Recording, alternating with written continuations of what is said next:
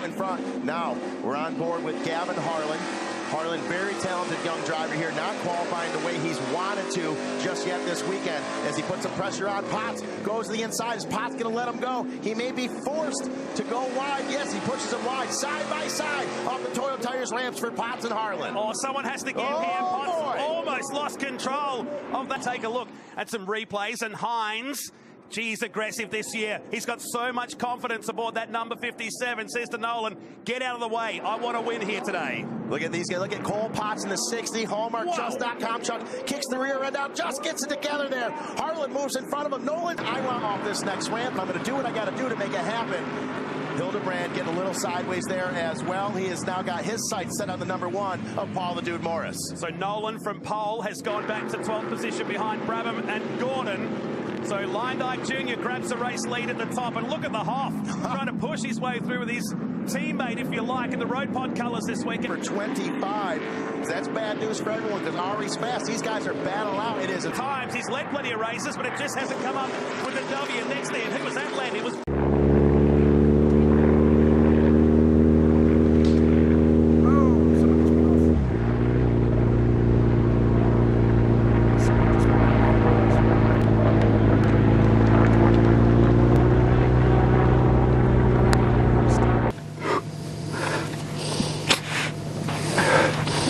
On dit que dans la vie la roue tourne, mais là, elle a du mal à tourner dans le bon sens pour moi.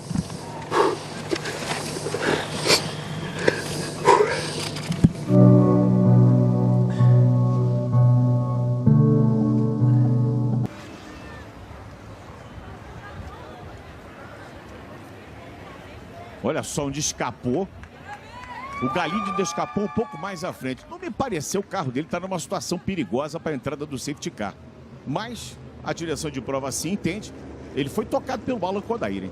Houve um toque do Alan ali por trás do Júlio. O Júlio vem com o botão de ultrapassagem.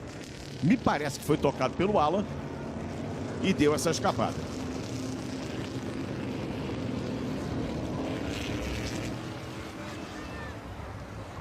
Davis houses. Look at the replay. Nick Percat there on Todd Kelly, and you see there instantly no brakes. He's gone to the inside to miss drilling the back of Todd Kelly.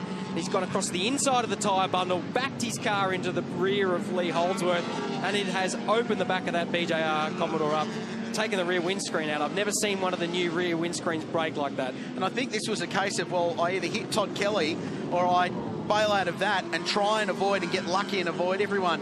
And Holdsworth copped the brunt of that in the right rear corner of the Preston Hire Commodore, as did Brad Jones Racing car.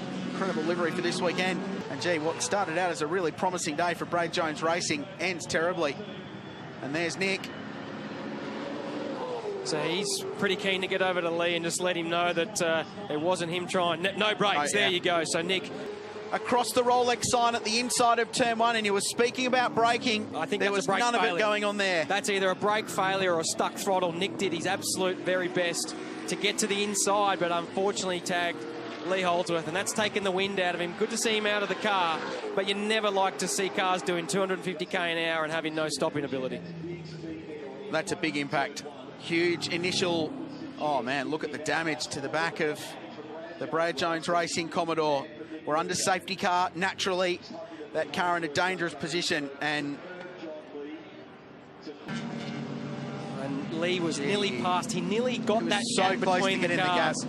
But I would suggest a bit of suspension damage to Lee's car. I reckon that car will be back out, if not this afternoon, tomorrow. But I'd be surprised if we see Nick Percat's car out for the rest of the weekend. That would have done a lot of damage to the left rear and also right up to the parcel shelf for that Commodore. They had such a tough year last year, Preston Hire Racing. Charlie Schwerkold's team, a big crash for Lee Holdsworth at Hidden Valley.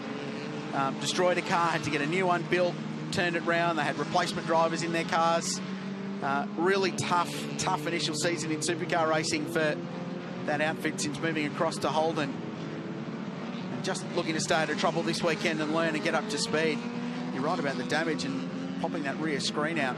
And these cars built, the next generation supercars, car of the future when it was launched, were built to sustain that kind of an impact better than the previous spec cars. They moved the fuel cell forward of the rear axle, so they're much better at absorbing those rear impact. And you would have thought with an older gen car that would have created a few more issues for Nick Percat, fuel cells hanging out over the rear axle. So if you're going to crash, do it in one of these cars because they're very, very safe. And you can see the extra row of protection. So that a lot of the corners have got an extra row of tyres. Oui, Patrick Boyer-Reg. Aïe, aïe, aïe, aïe, aïe. Là, j'espère que Patrick est sorti de sa voiture. C'est en allé immédiatement dans la zone de dégagement. C'est ce que je crains le plus dans la compétition de sport motorisé. J'ai vécu des situations tout au cours de ma jeune carrière et le feu, c'est incontrôlable lorsque ça arrive. Ouais. Faut mentionner aussi que les pilotes sont serrés. This is G-House. Oh no, Ken Quinn has gone over this time in turn number 6. So he got it sideways last lap, and this time he's rolled over the 100 car. That's a nasty rollover. You can see him moving inside the car there. He's just holding onto his belts there at the moment.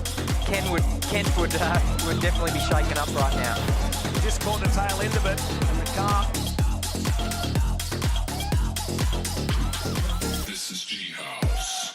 Already on lap number 1. Oh, Two trucks real sideways. Oh, and we've got a truck up and over, a big pirouette. That was a big wreck right now for the always evolving AE now number 75. And it's Jake Kostecki. He's not going nowhere in a hurry. He is hoping he is still going to be up and going, but he is on a 3-wheeler. Now I'm hoping that means Kostecki's saying, hey, you know what, I am okay.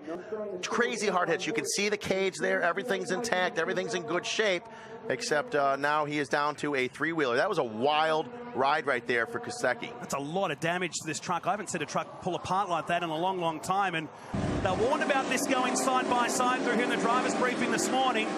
Two trucks get together in midair. Nothing you can do about it there. And look at the way. And the dude was lucky. He probably got a bit of damage to his truck too on the way through. But massive damage to truck 75, the always evolving entry that we'd see Eric Davison in contact. Wow. With Hines, perhaps. Midair. Real wild ride there. I have seen every lap of this series. I have yet to see a truck come apart like that, but it really doesn't matter what happened to the truck or how it happened. All that matters is that Jake Kostecki is in good shape, and he's giving thumbs up saying he's all right. And it looks like we're going to go into another replay here in just a moment. Really extreme, super slow-mo. Contact with Melbourne. So it's Melbourne he's clashed with midair, slowing it right down. And contact like magnets in the midair. Both of them sideways on their own. It looks like to me, both those trucks ran it in on the loud pedal a little too deep. They both unloaded the sidewalls of the tires and the suspension, everything unloaded together. They contacted, and it looks like Jake, he got the short end of the stick on that D. Look at the camera angles Thumbs we have up. got here around today. This is phenomenal. That is incredible. That is the shot of the year. Yes, it Va Juanpi a buscar por afuera. Frena sobre el pasto. Claro, frena sobre el pasto y en el cruce inevitable lo sacude de atrás al auto de Gastón, que después encima copia todo el muro, todo el murete colocado allí. Bueno, mirá los daños en el auto del Coiro Dollar. De l'essor actuellement qui pourtant avait des temps rapides. Ça, c'est Patrick Boyer. Patrick Boyer qui abandonne. Le feu est pris dans la voiture de Boyer. The question is how much damage. Zach Lascalpo has huge damage on his car. The rest of the field's raced on. In fact, he needs to pull that one over. There's a fire underneath that car. Up front, Cam Hill has taken the win on a dramatic last lap. Steve Owen is second. Jimmy Vernon's third. But half the field stuck halfway around the lap. Yes, and this car is definitely having an exciting finish. Well, that's keen to get back to take the finish. There's fire extinguishers right there on pit wall, Great. so they'll be there to help that car. In just a moment, Zach Lascalpo will bail out of it. He's made it across the line, and they need to get onto that quickly because that's starting to take a hold. A dramatic way to finish race 13. We've had title contenders wiped out. We've had a last lap accident. We had a safety car in the middle of the race, and unfortunately now We have a car on fire here on pit straight. On the starting grid, whoever's starting in position 9 in the next race won't be very happy about that. No, definitely not, Leanne. That's absolutely right. Good news is that Zach's okay. He's stepped from that car. The fire, he's just straight onto it to try to look after that, but it's still burning underneath. That doesn't look good, and I think sadly that might be the end of his weekend. It looks like. Yeah, it's going to be hard to salvage that one with a race to come in. I think about 4 hours' time, and then another race tomorrow morning. So plenty of drama here in Newcastle. Let's have a look again at what unfolded. Liam McAdam in the background. He got a tag from Zach Scalpo, so that's where the damage came from the Scalpo that's ended up with his car catching on fire, and then the rest of these guys have nowhere to go. There's just no chance. It's a blind corner, and even if there's yellow flags out quickly, they're already there.